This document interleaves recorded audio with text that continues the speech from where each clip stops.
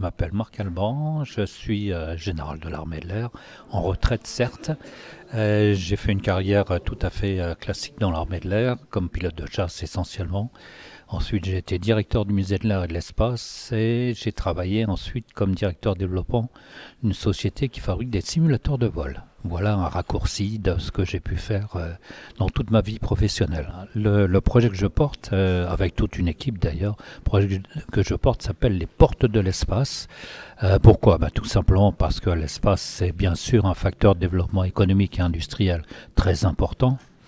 C'est un facteur structurant de puissance, mais c'est également le rêve. C'est-à-dire beaucoup de gens rêvent d'aller dans l'espace ou de découvrir l'espace, on va dire. Donc c'est le but du projet que je porte. C'est d'une part d'informer les gens, leur permettre de découvrir, et d'autre part, bien sûr, de former des futurs professionnels de l'espace. Les portes de l'espace, oui, concrètement, c'est un ensemble de 4 éléments. Il y a un élément central qui est un parc d'attractions sur le thème de l'espace avec entre 10 et 15 attractions. Il y a également ce que j'ai appelé un campus spatial où on pourra informer et former également soit des jeunes jusqu'au niveau bac pro, soit des ingénieurs niveau post-bac à un niveau assez élevé, tout simplement parce qu'il y a plein de choses à faire en matière de développement dans l'espace. Et puis il y a ce que j'ai appelé une vitrine technologique parce que il faut raconter un petit peu aux gens ce que font les industriels. C'est très difficile d'aller voir des industriels, une chaîne de montage par exemple, très difficile. Donc on va proposer aux industriels de venir montrer leur savoir-faire. Et puis le quatrième élément, c'est ce que j'ai appelé un port spatial, à partir duquel on pourra avoir des activités. On pourra faire venir l'Airbus 0G par exemple, pour faire des vols en apesanteur. On pourra faire venir, pourquoi pas, des vols, des avions de haute performance pour monter le plus haut possible en tout cas.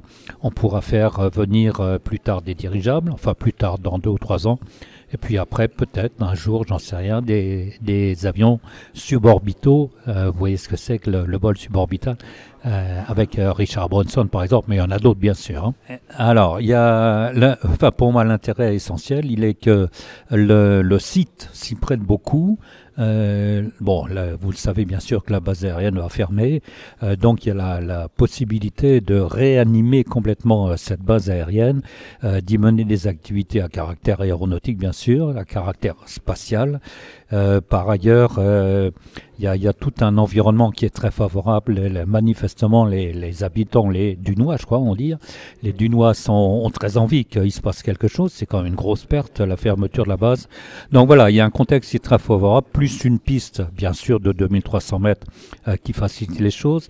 Il y a beaucoup d'infrastructures qui sont en bon état. Il y a à peu près 50 000 mètres carrés de surface couverte.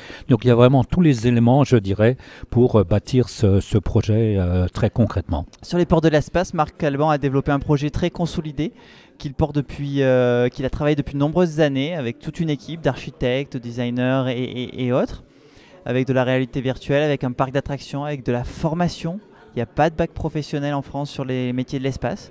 Il faut l'imaginer ici à Châteaudun. Il y a des diplômes d'ingénieurs et de formation Bac+5 qu'on pourrait développer ici. On a l'espace pour les 400 hectares. Il a besoin d'à peu près 25 hectares pour son projet Port de l'espace. Il y a un parc d'attractions, il y a 4 valences plus exactement, jusqu'à un port spatial pour faire des vols suborbitaux et d'autres types de vols qui pourraient faire découvrir à la fois la passion de l'espace, ce qui va se faire dans l'espace dans les années à venir, en France, en Chine, aux États-Unis et en Europe. On a un très beau projet là aussi. Marc est très motivé pour Châteaudun parce qu'on a toutes les infrastructures, on a des hangars, on a plus de 40 000 m² de hangars sur le AR. Et donc là, on a une manière aussi de montrer que Châteaudun peut être une vitrine technologique, une vitrine aéro et une vitrine spatiale. Bien sûr, ça créera de l'emploi, ça attirera des investisseurs, des porteurs de projets, des chefs d'entreprise. Ça fera connaître notre territoire, le Dunois, qui a perdu plus de 3000 emplois en une vingtaine d'années.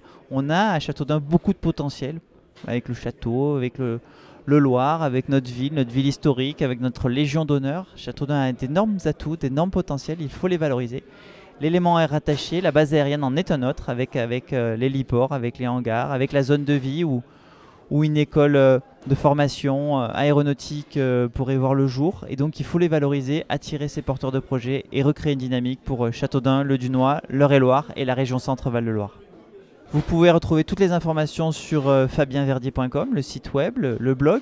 Vous pouvez également les trouver sur le Facebook, Fabien Verdier, ou sur le Facebook Petit Aéroport de Châteaudun, sur Instagram, sur Twitter et également sur LinkedIn. Et bien sûr sur la chaîne YouTube Châteaudun 2020.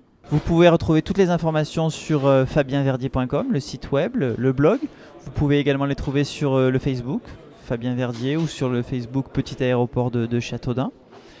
Sur Instagram, sur Twitter et également sur LinkedIn. Et bien sûr sur la chaîne YouTube Châteaudun 2020.